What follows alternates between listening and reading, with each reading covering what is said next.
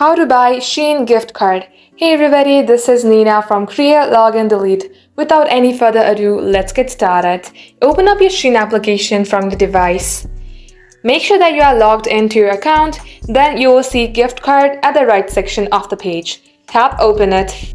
And under below, you will see all the best sellers gift card. Select a gift card. Select your design and the amount that you would like to pay for this gift card. Now at this to page, enter the recipient's name. If you would like to gift this gift card to any of your friends, then enter their email address. If you would like to buy this gift card for yourself, then enter your email address. Just like so, if you would like to add a message, type it here and check this box. Once done, go ahead and tap on checkout. Lastly, enter your shipping address and scroll below and go to save.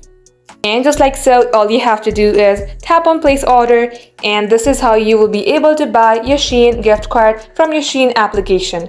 That will be the end of today's tutorial. Thank you all for watching, and do like and subscribe to our channel to never miss an update from us.